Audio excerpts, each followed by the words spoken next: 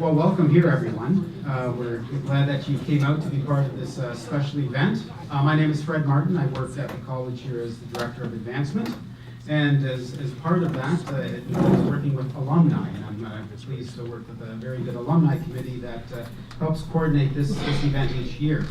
Our Distinguished Alumni Service Award recipient varies obviously each year, and we try to do something special around the recipient, and as you know, Dean Peachey is the recipient this year.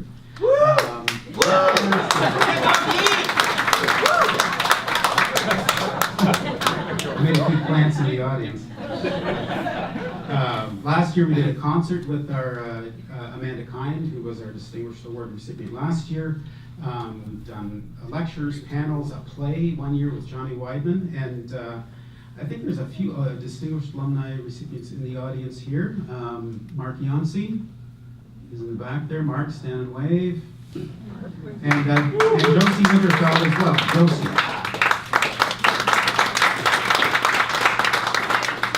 And Betty Priest is in the back there, speaking in the back. Thank you. So it's nice to have this opportunity to recognize some Grebel alumni and gather together and celebrate some of the accomplishments that our alumni have achieved. We're also pleased that Missy was able to be part of this celebration as well. Welcome here, Missy. This nomination and this celebration is kind of an end bookend to our PAC's 40th anniversary celebration. And institutionally, we like to stretch anniversaries out as long as possible. We have a few displays here that we used last April as we did a gala celebration that featured Bob Ray, who came as a keynote speaker for our PAC's 40th. In a little bit, I'm going to ask Paul Heidebrecht to come up and tell us a little bit about the Center for Peace Advancement, where we are, and Nathan Funk will introduce Reina Neufeldt, who will convene a conversation with Dean as part of the evening's celebration services. And I think I'm not sure if one of our alumni committee members, Sue Schultz, made it here or not, but Sue was our 70s era rep who helped put Dean's name forward, and Katie Cowie-Redekup is our alumni chair, and she and Marcus Shantz will have the honor of presenting that plaque to Dean a little later in the evening. As you may know, Dean came to Conrad Grebel College, as it was called then, as a transient student from Eastern Mennonite College. I love that term, transient student. It was 1974, and later he became an associate, and then later served as a senior resident, as they were then called, with his wife Missy. At that time, Dean also was an MA student studying social psychology here at the University of Waterloo, and later completed a PhD in psychology from Waterloo. We have some Jahrgeists at the back from that era, and a couple shots from that era as well, the before and after shots. I think it's Don Fleming and maybe Andres, I think, in that other picture with you. They're both in Western Canada, so we weren't able to fly them in for the before and after shot. As a student organizer, Dean played a key role in a symposium on nonviolence that was hosted here on the campus in January of 1975, and that included Gene Sharp as a keynote presenter. The transcripts from this conference were recently donated to the archives by Grebel alum Ralph Torrey, who is here tonight actually all the way from Cobourg, right, Ralph? Thank you, Ralph, for that donation. The impetus for that symposium helped lay the groundwork for what would become the Peace and Conflict Studies Institute here at Grebel, and then soon became part of the academic offerings in the Faculty of Arts. Dean then went on to teach as an adjunct instructor between 1990 and 2000 in PACS, with courses like PACS 302, Community Conflict Resolution. During this time, Dean laid the groundwork for establishing the Network for Conflict Resolution, which emerged from a coalition of community-based conflict resolution agencies across Canada and hosting national conferences. Dean became the national coordinator, and in 1992, the network moved to office space here at Conrad Grebel College, where it remained until the summer of 2002. And another alum went on to lead that organization, Kathleen Cleland-Moyer, who is here this evening as well. I suspect that if this organization started now, it could probably be a core collaborator here in what we call the Center for Peace Advancement. Right now in the CPA, we have a variety of startups and different organizations that are involved with peace advancement, and Paul Heidebrecht will give us a little bit more about that later.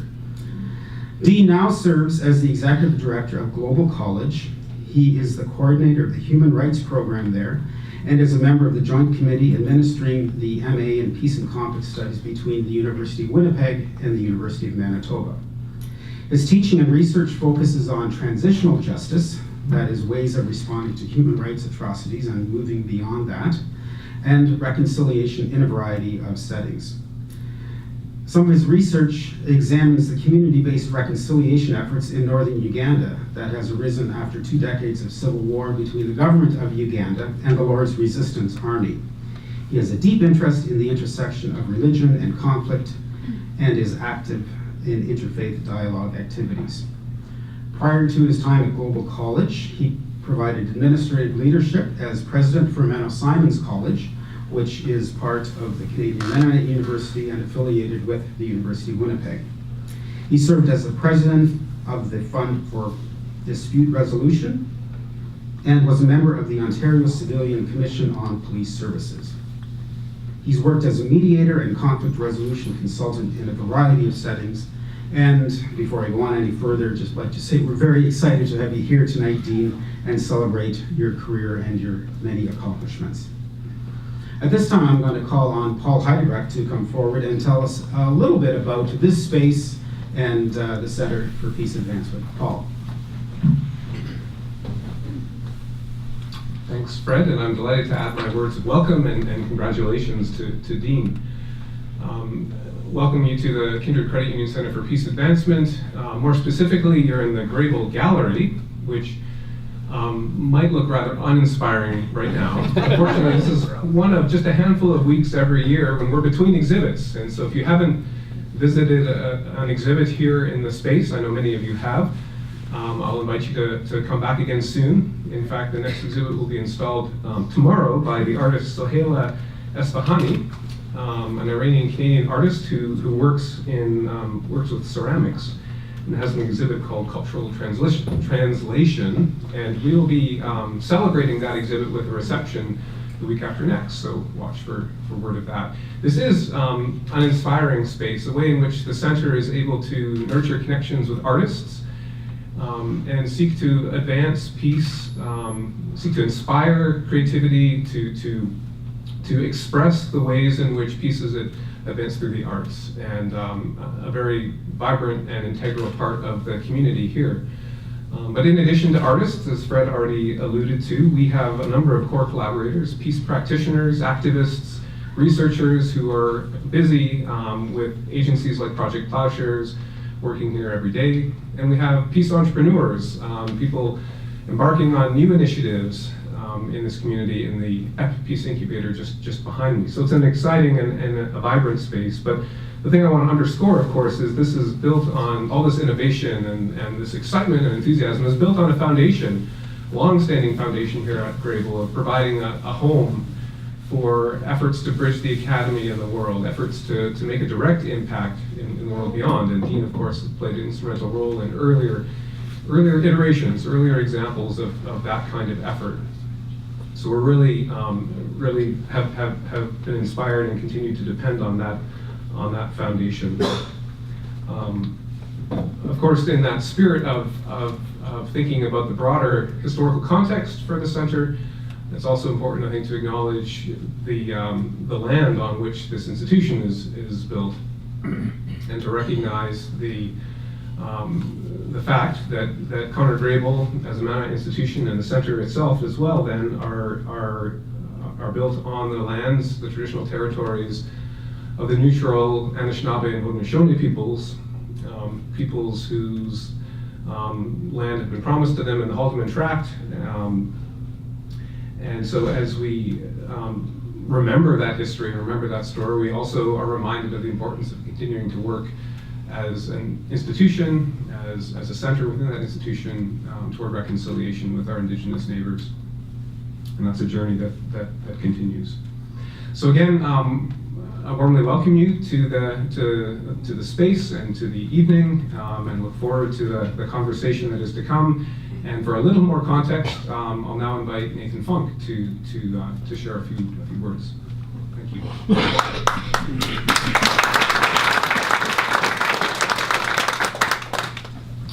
Good evening. As the chair of PAX, I'm delighted we have the opportunity to host Dean Peachey as he receives the 2018 Distinguished Alumni Service Award. With his many professional accomplishments and his long history of affiliation with Grebel, I think it's fair to say that if we consider the PAX story at Conrad Grebel as a narrative with multiple chapters and numerous co-authors, I think we have to concede that Dean Peachey is a person who's been deeply involved with drafting several of those chapters of the backstory.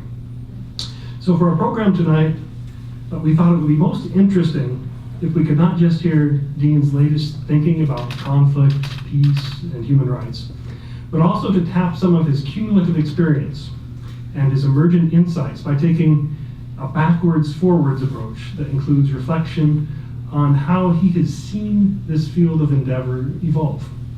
So rather than put Dean Peachey behind this podium, we decided to put him beside our own Reina Neufeldt and in conversation. So you see these two chairs up here. Hopefully you'll be able to get a good view of both of them throughout this conversation from where you're seated. I think this will be very interesting. Reina Neufeldt, I think many of you are already familiar with her, but she's an associate professor of peace and conflict studies here. She's been here since 2012. She's an associate professor. And she joined us the same year that we launched the Master of Peace and Conflict Studies program. She holds a master's degree in psychology, which gives her some common ground with Dean Peachey. And she has a doctorate in international relations. Several of her research and teaching interests overlap to a considerable degree with themes explored by Dean Peachey in his own career. Reina's interests include civil society engagement with conflict and peacemaking, ethical dilemmas in peace building, and exploring questions about what constitutes high quality, reflective peace building practice. And perhaps the substance of that will emerge that you'll be able to intuit from the questions that she asks. Reina, thank you for your willingness to guide us into conversation tonight as we celebrate Dean Peachey's contributions to the peace and conflict field and indeed to the Grebel community. Thank you. All right, now we have a good view. This is good. Well, Dean, it's wonderful to have you here in conversation with us. So I'm so pleased that this occasion is here and that we are able to honor you and learn from some of your experience and insights, as well as gaze into the future crystal ball with you a little bit tonight. It's a pleasure. Whether you'll learn anything or not, I don't know. But looking around, this is just a lot of fun, a lot of familiar faces. As was mentioned, I started my first time here at this college in 1974. And so I'm just curious, hands up, anybody who was here, part of the college as studying or working or so forth, 1974 or before. Yeah, lots of them. And I'm going to call out here Ralph Torrey, because we're going to talk about him in a moment. But Ralph, you got to stand up. I am standing up. You got to stand up on a chair, Ralph. People got to see his sweatshirt. He wants you to see the shirt, not me. Never underestimate an old man from the University of Waterloo. I tried my best to wrestle that sweatshirt off of him this morning, and I failed. But you know, it's a good shirt.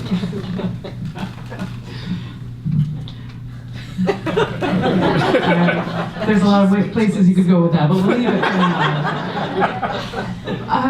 You know, a lot of these people are alumni of here and have a great interest in thinking about Grebel's influence on people. So why don't you start with your 1974 experiences and talk about how was being a Grebel student, how did that affect you, or how did it influence yourself and the work you did after?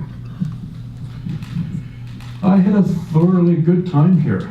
I really enjoyed the small community from the dorm, and I enjoyed the faculty, and I enjoyed the encouragement that students at this college were given to dream. And at the back on the table, displays case, you'll see some information about this symposium that was mentioned on nonviolence in January of 1975 over Martin Luther King Jr.'s birthday. And Ralph Torrey was really the brainchild behind it. It was his idea, and he got some funding from the Federation of Students, and he brought that to the college here and got a few of us involved. And Frank Epp was the president at the time. And hats off to Frank for being able to encourage students and say, yeah, go ahead, do this, use the college facilities all you want, we'll find a bit of money, but not try to control what was happening at all. And he was a gem for doing that. And so we had these crazy, audacious ideas. And so, yeah, we got James Lawson, an affiliate of Dr. King, we've got Gene Sharp, and I was just last week looking through, I came across a file folder of my planning notes from that symposium, and there was a whole page of names that we had brainstormed, biggest names out there. And so part of what I think this little college encouraged me to do, and Ralph encouraged me to do, is to dream big, and who are the top people you'd like to get? And we brought them here and had this amazing 3-day symposium at the University of Winnipeg. So I'm just going to say U of W. Henceforth, I have to say that when I moved to Winnipeg, after having been here, and I would start to talk about University of W, and I would come Waterloo invariably, which at the time didn't go over all that well. There was still a bit of this Western alienation sort of thing, and anybody coming from the East with a sense of, we're going to tell you what to do, or we can't even remember the name of your university. Got me in trouble. So now it's coming full circle, and I'm doing it the other way wrong here, but maybe I'm just getting old, I don't know. Not yet. So that was an ambitious start here, and with the conference and dreaming big, I think. And you came back. You must have liked it enough to come back for more education here. Yeah, came back, did my graduate work both in master's and PhD here at Waterloo, and part of the sort of synergy that was set up where I was a student in the psych department, but the psych department loaned me to Conrad to be a teaching assistant in his course in Peace and Conflict Studies, and the way in which that all played out was really delightful. And we, as was mentioned, Missy and I got to be senior residents, and a number of the people who are here tonight are people who we got to know through that time of taking them to emergency rooms in the middle of the night when they did a few capers, not to mention any names, Dawn, and someone so it's just great to see people showing up from Toronto or Cobourg or Waterloo region or whatever for time to reminisce like this. Nice. Well, can you say a bit more about some of the people who influenced you? I mean, Conrad Brunk or some of the others who influenced the path you took? Yeah, there was a whole raft of college faculty members at the time who, in a variety of ways, and looking around the room, most of you have gray enough hair or little enough hair that you remember many of these names, but not all. I already mentioned Frank Epp, and he was very significant in his just sort of encouragement of students. And I think the faculty had some fights with him from time to time, but as students, we didn't have any of that. We didn't have to deal with any of that. During the year that I was here, I helped to do the index for his volume 1 of Mennonites in Canada history. And so thank you for that, as he got a copy of the book, and he autographed that. And I remember he signed it. He said, there's a history to be written, but there's also a history to be made. It was inspiring. Yeah, that's great. So other people like Walter Clausen, Walter and Ruth, when in the spring, as students were graduating, would invite the graduating students to their home for a dinner party. And I got invited along. I was a transient student, was saying, but I was transient out, so they said, yeah, it's close enough, you can come. And I just remember being greeted at the door by Walter with a cup of punch, and this sort of evening unfolded in an elegant way, as only Ruth Clausen can host something like that of multi-courses and so forth, and just, people, faculty members inviting us into their homes like that. It certainly made an impression, so that, years later when I went to Winnipeg to be president of Mount Simons College, guess what? We started having spring grad parties in the home, yeah. So there's lots of stories that I could tell about, people like Frank and Walter and Conrad Brunk and others, but I can't probably take time to do all of them. But the ways in which faculty members sort of influences both in the classroom and out of the classroom was part of what was to me very rich about this. But I also have to mention Don Van Smucker. Don Van Smucker was close to retirement at the time that I took nonviolence course with him. He may have sort of slightly exceeded his best before performance in the classroom sort of age, but he was wonderful because he was so passionate about the material and about the students and just the encouragement to do stuff. And he's the one who set up for me to do a summer after I left here, an internship in Atlanta at what at that point was the new Martin Luther King Jr. Center for Social Change. It was one of the first student interns there, and so I got to experience that and to meet a number of times with Coretta Scott King and all that sort of stuff. And so, yeah, wonderful things came out of being associated with this place here in Waterloo. Another little piece of history that I didn't know, so I appreciate that. That's great. And I should warn everyone that I'm going to ask a few questions at first, and then I'm also going to open the floor so that you can ask your own questions of Dean. Some of this conversation might spark some questions and memories, and so that we'll open it up after a little bit, but I'll ask a few more. I'll hold on to the mic for a little bit longer yet. But one of the things that I noticed when looking at the back material and also in some of your early writings in the 1980s has to do with how much work you put in and collaboratively in this region in starting mediation, trying to really transform, I think, the justice system, stepping up and doing a lot of work to create a new view of justice, right? Doing a lot of restorative justice work. And so this is a looking back question. I mean, looking back, some things changed, some things maybe haven't changed, and so what do you feel was most successful of that work looking back, and then what do you think maybe we need to keep working on? Yeah, take a little detour and come at that, okay. Just sort of context. Conrad Brunk, who was teaching Peace and Conflict Studies, said, hey, I'm meeting with Mark Yancey and Dave Worth, and we're talking about starting a community mediation, neighborhood dispute program. Are you interested in that? And I said, of course, that's because I was into social conflict in my studies in social psychology. And so that led to the community mediation service and the opportunity to work with Mark, who's here, and Kathleen Cleveland-Moyer ended up working with us on that, and so forth. And we put a lot of effort those days into trying to change the world. And did we change it? And if we changed it, did we change it for the better or for the worse? I didn't frame it that way. Those are my words there. And we really, Mark and Dave had been working with the Victim Offender Reconciliation Program. We formed community justice initiatives. We started working on stuff for victims of crime and developing one of the first police-based victim service programs here in Kitchener-Waterloo. And so now, if you watch a crime show on TV, you routinely see people giving victim impact statements or something like that. At that time, that was unheard of because victims had no place in a criminal court proceeding. It was all about, in the States, the people versus John Smith, or in Canada, Regina the Queen versus Jane Smith, or whatever.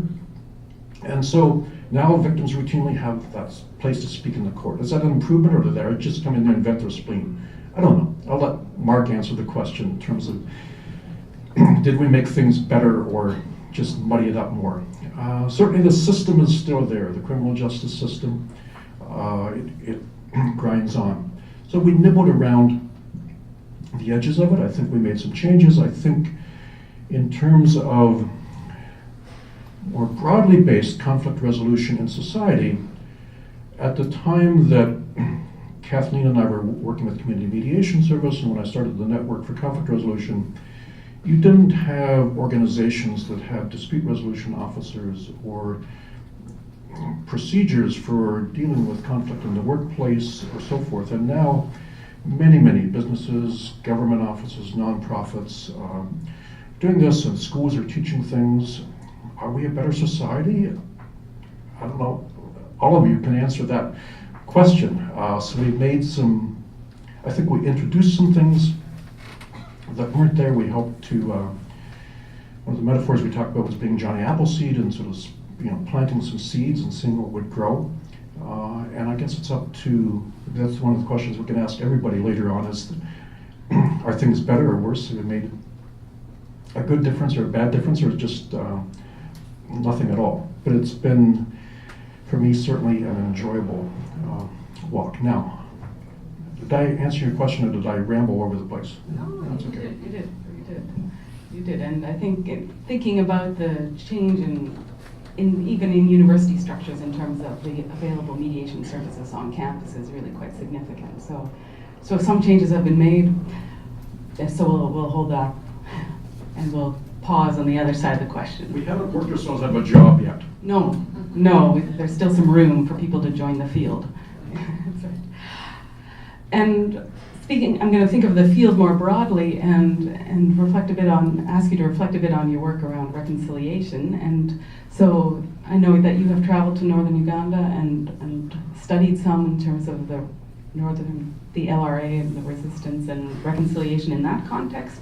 You've also been working in Canada and working on larger scale reconciliation and thinking about Indigenous issues. And so could you share some experiences that you think are really significant from that work that we can learn from you? Yeah, I'll talk a little bit about northern Uganda, and then I'll move to Canada and talk about things closer at home. So in Uganda, you had this couple of decades of civil war between the government of Uganda and the Lord's Resistance Army in the northern part of the country. And like many civil wars, it was nasty, it was brutish, it was fought up close, and it was people divided against people from their own communities in some cases, and eventually gained quite a bit of global notoriety for abducting children to function as child soldiers or sex slaves for LRA commanders or so forth. And so I spent some time there in 2008, 2010 as part of a sabbatical and some other trips under the auspices of the Mennonite Central Committee. And one of the things that intrigued me very much about the situation in northern Uganda is that, I might tell students in classes, in a sort of simplified version, that if you're going to build peace in a deeply divided society, if you're going to build a sustainable peace, it has sort of four components. You have to, first of all, be a ceasefire. You've got to stop the shooting. There's got to be some political settlements. You've got to have to come to agreement on some of the issues that you were fighting about. There's got to be economic renewal because it's always devastating. And there's got to be reconciliation at a sort of local and national level. And if you don't have all four of those, it's not going to hold. I've also used that same thing to analyze what needs to be done in church fights or so forth. It works quite broadly. But I would say to students, there's not necessarily a sequence here. Things can happen simultaneously, but you got to stop the shooting first. The landmines have to stop going off. Whatever you don't have the security to talk about reconciliation or so forth. What intrigued me about the situation in northern Uganda is that there you had local people, local NGOs, local religious leaders who were calling for reconciliation, who were using that language, promoting reconciliation while the fighting was still happening, while the violence was still on. And so that was fascinating. Why? What's this about? One of the other remarkable things is that it actually brought together religious leaders from different communities, the Anglicans and the Catholics and the Orthodox. That may not sound overly dramatic here, but in that context, bringing those together is very significant. And in addition, the Muslim leaders into what became known as the Acholi Religious Leaders Peace Initiative. And so the coming together of religious leaders from across these sort of traditional religious divisions to together lobby for peace, to lobby for amnesty, for reconciliation, that's inspiring. So why are these people in Uganda? And I come up with different hypotheses, and you can read an article if you want to, but who wants to do that?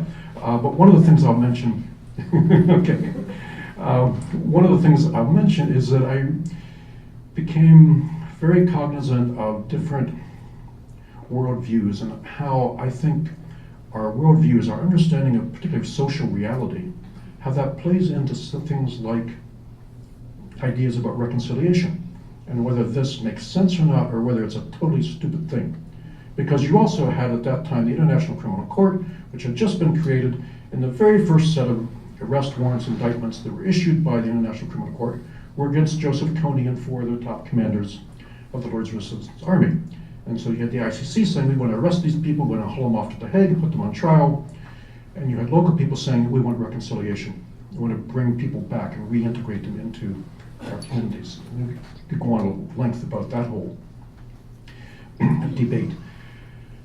And you had Western academics who were sort of flooding into the place because that's what Western academics do.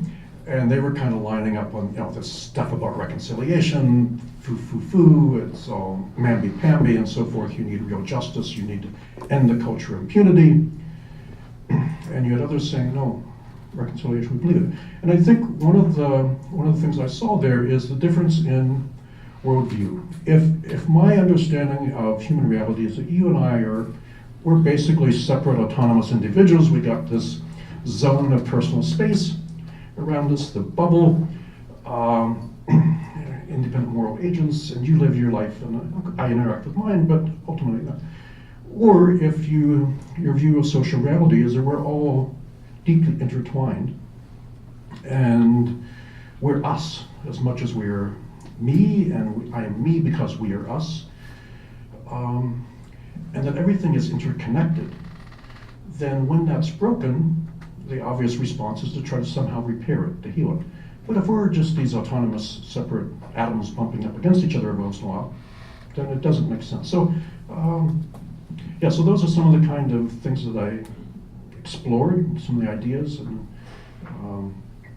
in terms of Northern Uganda. How does that play out then when we talk about reconciliation, which is currently one of the buzzwords in this country? When we talk about reconciliation between Indigenous and other Canadians, and what do we mean by that? And that's one of the projects, research project that I'm currently involved with, is with a group of people in Winnipeg we're trying to put together what we're working title is a Canadian Reconciliation Barometer. And the idea is, what is reconciliation, and how do we know whether as a country we're moving forward, or we're stalled, or we're regressing on this? And so the idea is to try to develop some level of agreement on what are some of the key indicators of reconciliation in this land, between the peoples of this land, so that we can, on a go-forward basis, monitor where are we stalled, where are we moving backwards or forwards. And so we're in the process of doing a bunch of stuff. We're doing focus groups and interviews and surveys in different provinces. We're accessing the database that was compiled by the Truth and Reconciliation Commission that collected thousands of students, of statements from residential school survivors. And one of the things that we're asked about in there is reconciliation. What does that mean? And so analyzing all that. So we're trying to eventually put this together, and it's a kind of a big, hairy, stupid, audacious sort of thing that's fraught with all kinds of political landmines and so forth to try to do this. But that's what we're working at. And as I was talking a bit at lunch today with some of the graduate students in Peace and Conflict Studies, I'm really excited when I see what's happening in terms of the talk about reconciliation and some of the buzz coming out of the Truth and Reconciliation Commission. I'm also very, very cautious. in terms of will this last, or will it be a momentary kind of flash in the pan? Because there are such huge structural issues, I'll call them structural, economic, educational, health, legal, all the kind of indicators of quality of life, that unless those change substantially, all the talk about reconciliation, getting to know one another, knowing the history, so forth, it's good, and it's great that kids in school are now being taught about different renditions of Canadian history, and they're being taught about residential schools and all sorts of stuff, but unless we as a country can find a way to move forward on really changing some deep-rooted structural stuff in this country, I don't think we're going to go too far, too fast. My melancholy. There's a lot to be talked about in that, where do we go in the future piece. And while we're thinking about the future, I'm melancholy. Maybe I'll put this one in the mix and then I'm going to open it up. But I think right now we see a lot of politics of fear. Oh, nope. Can I just add one more thing? What is reconciliation? Many answers could give to that, but a really shorthand one is Stephen Pope talks about simply overcoming alienation. And one of the things that Mark and others would get into when they talked about victim offender reconciliation, they would say, well, how can you reconcile if there wasn't anything good in the first place? You know, you talk, for them the notion of reconciling is somehow going back to a previous thing, and I don't think it means that at all. But overcoming alienation, I think, is a really good shorthand. It doesn't presume a past relationship, and it doesn't presume whether the past relationship, if it existed, was positive or negative. It needs to be done. And I could also do a variation of that, perhaps, when we talk about Indigenous peoples and other Canadians, say overcoming apathy. Because in some cases, it's not so much apathy or alienation as just plain outright apathy. And I think that's a part of reconciliation as well. Mm-hmm. Well, to follow up on that, I mean, there were some legal decisions that came out this last year that did not help in terms of the Colton Boushie case and the Tina Fontaine case. And so, I mean, they also point to some of the questions around the justice system. And so we've got some further work to think about in that regard. You're going to be busy for years to come. Yeah. This might be a good place to actually invite people for questions before I get to my other questions. So why don't I pause and see if people have any questions that they want to follow up on that we've talked about so far. Any questions for Dean right now, either on this or other topics? A lot of talk here about the criminal justice system. And in North America, our criminal justice system is mainly predicated upon the idea of retribution. The consequences are you do the time, and the worse your crime, the more the time. Well, that rhymes.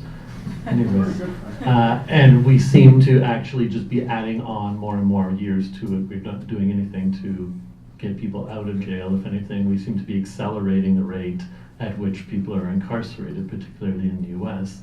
So meanwhile, other jurisdictions around the world use the time in institutions to rehabilitate with the view to reintegrate.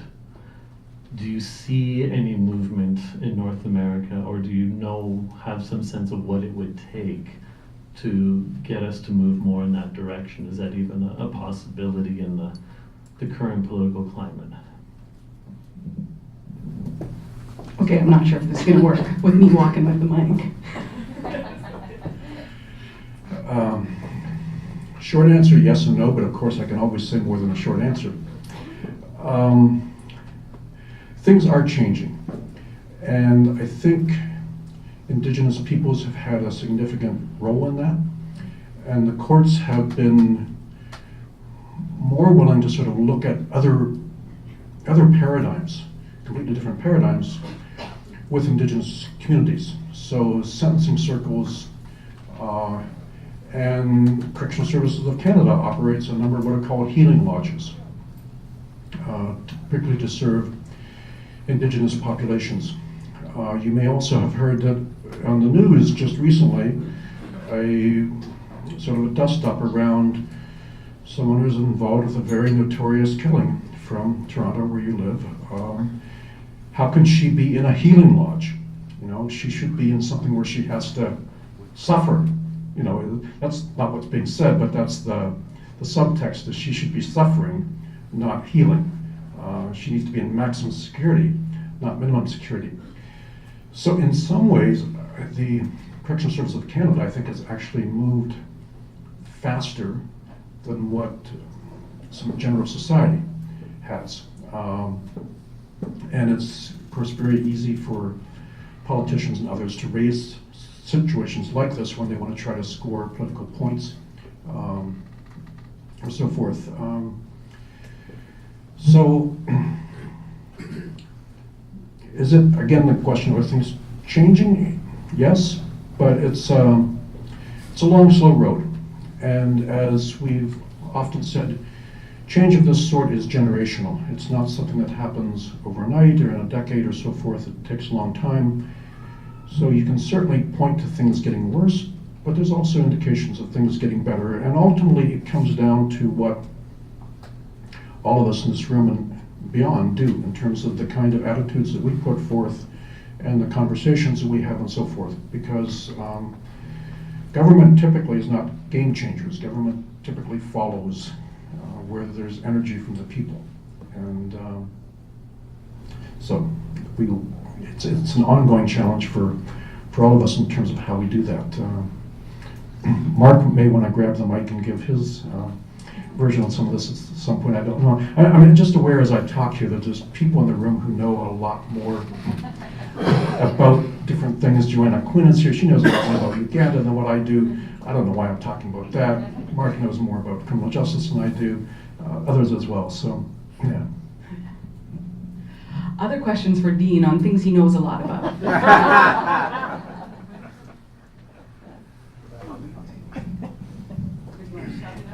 No, we need the audio.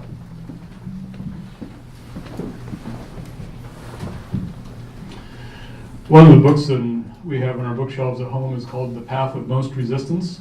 I think the author is Melissa Miller, that you have a relationship with. Can you comment on Missy's influences on your career?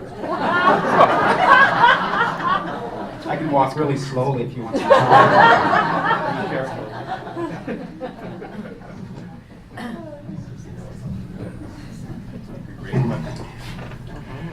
Well, self-awareness comes slowly sometimes.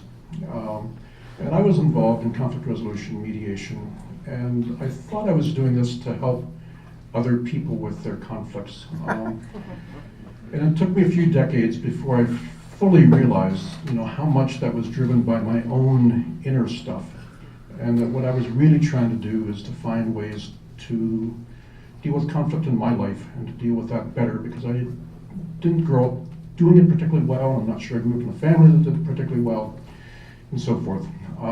So my wife would probably second what I'm saying here, is it's taken me some time to learn. But at the same time, 42 years of marriage have been very good and very rich. And it's, I'm lucky, not everybody gets to do that. But she's been there throughout, and some of the things that we worked on together, other times it's been more individual pursuits. She actually worked with Community Mediation Service for a period of time before our son was born. So we've done a number of workshops and events together and so forth. So she's, I guess, Byron, she's been there to keep me honest, to let people know he actually doesn't know what he's talking about from time to time. And I hadn't prepared for this question at all. And afterwards, I'm going to think of a whole bunch of things that I should have said, or be reminded of a bunch of things I should have said.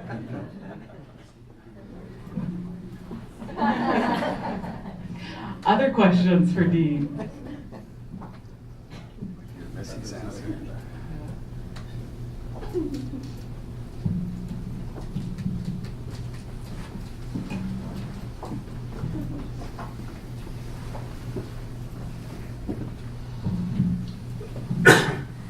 you implied that there are others who might be able to put more meat on the bones to the prior question about what influence have your program had. I'm somewhat of a Johnny-come-lately. I immigrated here from the West about 45 years ago, and I've been volunteering with a program that I suspect you contributed to, you and Mark and the likes of you, namely MCC's Circle of Support and Accountability, with where we try to help people, mostly men in this program, who have offended sexually and who have an extremely hard time reintegrating into society. I guess I'm thinking of several examples. I'm almost giving. I guess I'd like you to comment, but I think I'm trying to reinforce that that you contributed to some positive things. Only today did we sit down with the local MP, asking a lot of very interesting questions. He was really keenly interested about what Mennonite Central Committee was doing, and of course I was part of the group representing the Circles of Support and Accountability. You also alluded to something. I'm sorry if I'm sort of just adding to what you're saying. I'm trying to give you some concrete examples of where I think your influence has been commendable. And I realize it's not you alone. You already attributed to some others. But also, I heard again today in that setting, one of the men who we refer to them as core members, and we encircle them to give them support and hold them accountable to some of the covenant we have with them and their desire to not harm anyone else. Again, pointing out how important it was to find a community in which they felt safe to share sensitive things and to have the encouragement to move forward away from some of the bad decisions they made. Some of these people thought about this a lot after they've harmed somebody else and went to prison, etc.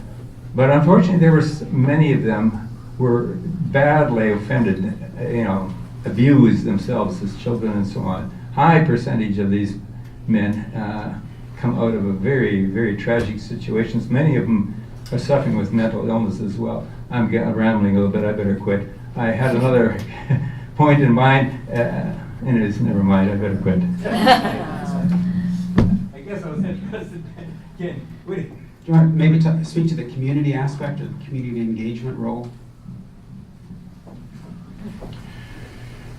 Yeah, circles of support and accountability refer to a group of volunteers that gather as a circle around someone who's been released from prison after doing a term for a sexual offense, and try to provide, and these are people who know the person, know what he did, know his background, and who try to provide support and guidance and accountability, important term, as they attempt to reintegrate into the community and build a life again.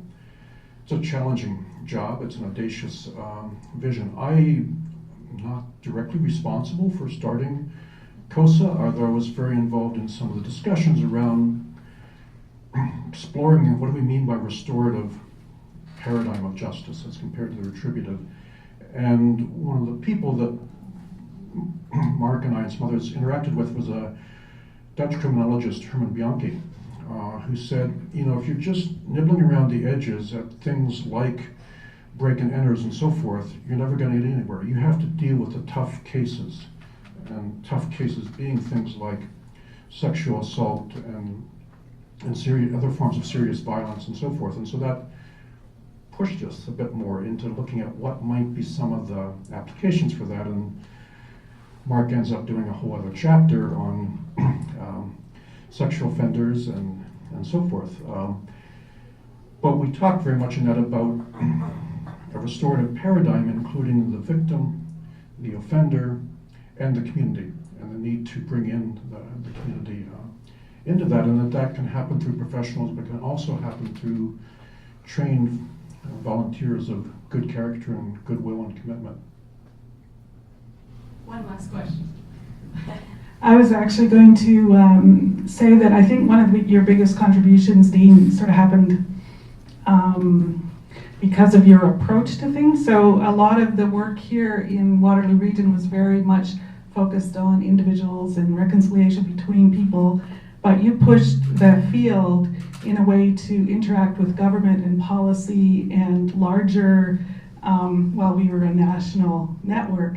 And one of the things that happened in reference to, I don't know, the gentleman that raised about incarceration rates, with the group that you formed, or at least were part of the group in Ottawa, the network and others were part of changing the Youth Criminal Justice Act, and the incarceration rates have, at least when I was still in the field, they really, really diminished from what they had been, and that restorative justice is part of, at least part of the practice of regular police officers and other people. So that kind of working with government and thinking big and thinking this isn't just about individuals, this is a whole way of organizing and thinking. The connection between community and government, I think, is a really profound contribution.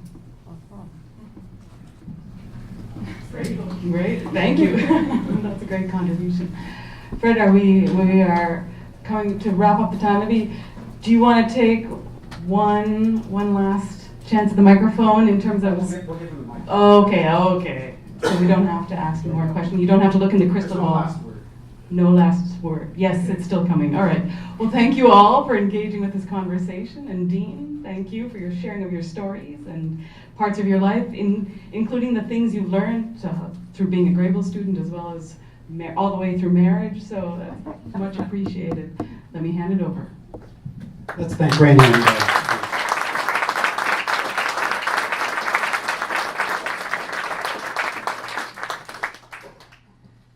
At this time, I want to invite our alumni chair, Katie Cowie-Redicup, who herself is a PAX graduate, and Marcus Shantz, the president of the college, to come forward to help with the presentation of the award.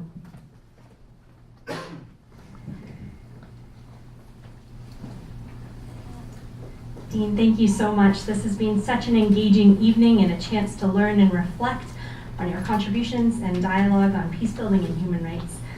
Our community here at Grebel would like to recognize and acknowledge your contribution and your role in furthering causes of peace and justice and human rights. Your career path has been rich and varied, and your role at Global College at the University of Winnipeg is yet another way that you sort of used your passions and your knowledge to further peace and make our world a better place. So thank you very much. Dean, before we present the award, I just wanted to make a couple of personal comments. I actually took PAX 202, conflict resolution, with you in 1992, and I reminded him of this earlier this evening, and he didn't remember at all. So I clearly didn't make an impression on Dean. Okay.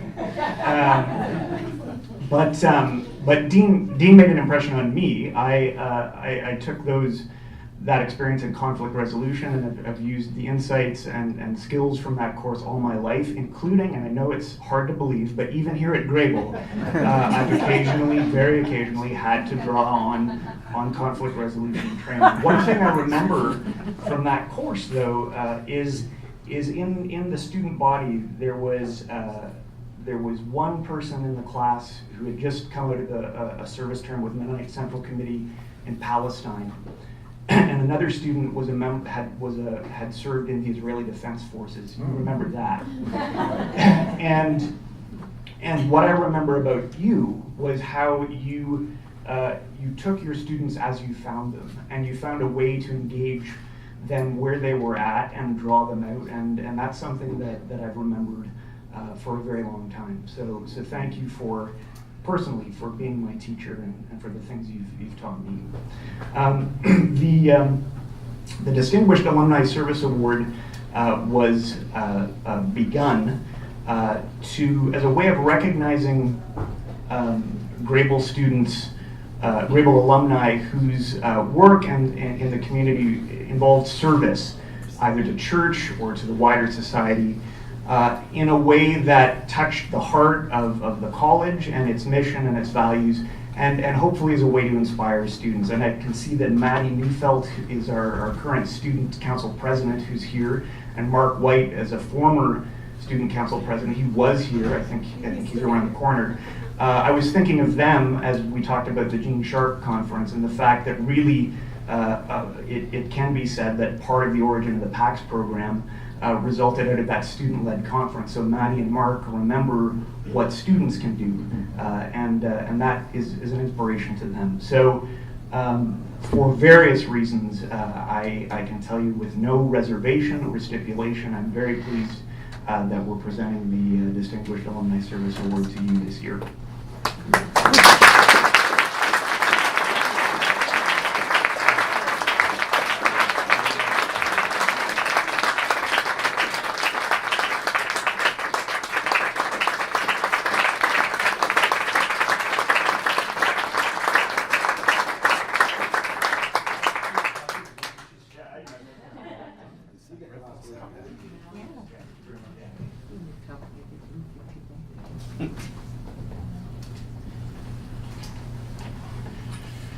I do remember that particular PAX 202 class where I had multiple people telling me, you don't know what you're talking about.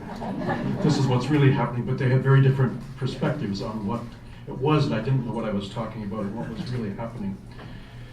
It's always great to see your students go far and do well, and it's great fun to experience that in a variety of things.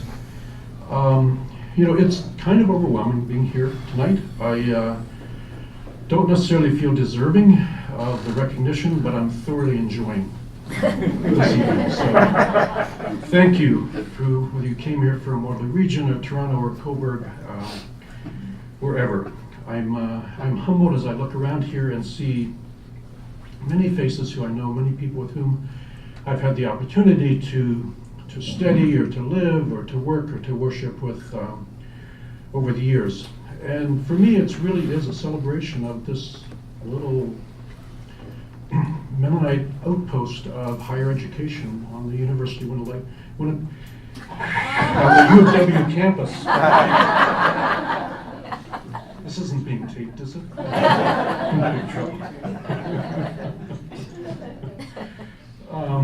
And the many things that can come out of this, and some of the influences in terms of the community-based programs here in this community that have arisen through the work of faculty and students and alumni, and more broadly, as some of that has rippled out across the country, is it's really quite remarkable. It's a real tribute to what Conrad Grebel University College was envisioned to be and what it has become. And as I've indicated, I'm just profoundly grateful for the influence that the college has had with me as a student, and I mentioned some of the faculty members who had a particular interest or an influence on me. And I want to mention a couple other people as well. John Rempel, who at the time that I came was chaplain and sort of in charge of student affairs, we had a really eclectic student body, and I'm sure you still do. We come from all over the place, and some are religious and some not, and some Mennonite, some not. They're studying engineering and arts and math and whatever. And John Rempel managed to sort of create this incredible sense of community and well-being out of that has carried on. And some of the most enjoyable teaching that I've had the occasion to do while I'm at the other U of W is to teach field courses, taking students dealing with human rights and peace and conflict studies in South Africa, in Israel, in the West Bank, in Manitoba, in Botswana, and so forth. But that also has its origins here at this college. Nelson Shifley was an administrator here, called VP Administration or Business Manager or something. And he left that position and went to Happy Valley Goose Bay in Labrador, with the Midnight Central Committee. And he says, you ought to do something while I'm out there or whatever. And so we set up, and I saw as I walked in here this evening the syllabus from a course on deeply rooted social conflict in Labrador that happened because of Nelson and his invitation, and he facilitated, other MCCers facilitated an opportunity for students from here to come and move about and talk with Innu, with Métis, with settlers, and get a picture of that. And that, I said, this is the most amazing way to do education, learning, and it's one where the distance between learner and teacher becomes very thin, becomes very mutual. That's how those things work. But again, it's due to people like Nelson, who says, hey, I can help something, even advance the mission of the college, even when he was no longer at the college. So thank you, Nelson. So looking back, I can see how a variety of these individuals touched my life. None of them were perfect. All of them had their foibles. Well, maybe not Mark, but or Kathleen, but good things flowed from them to me. And I think it's perhaps it's useful for all of us to remember that we don't need to be perfect in order to leave positive touches in this world. I'm also profoundly grateful to Missy, Melissa, who has journeyed, glass of water or something? Who has journeyed with me for these 4.5 decades.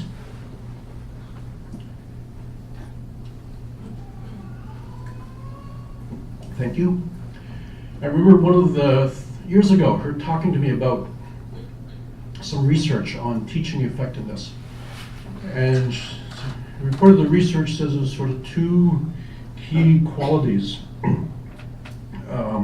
two overarching traits of good teachers, regardless of their particular pedagogy or the discipline that they were working in or so forth. And those two traits are, one, being passionate about the subject matter, and secondly, being passionate about their students. And I think from my comments here, I conveyed something of how this college has managed to do that. So my teachers, my mentors here really exemplified that combination of qualities. I think it's been part of the legacy of this college, and from what I see today in terms of interacting with current faculty and administration, and I haven't had as much contact with the students, but I think that's carrying on, and so that's really great. And so I just commend you. This is a celebration of the college, and thank you once again, my dear, for being with me.